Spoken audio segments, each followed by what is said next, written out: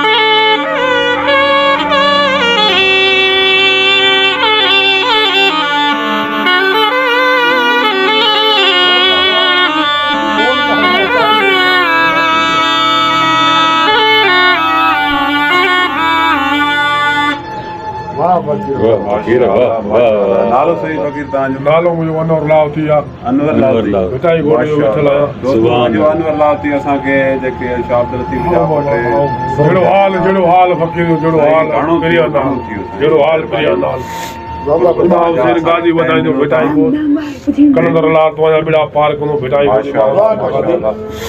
Worry जिंदगी रही तो मिलंदासीं इंशाअल्लाह।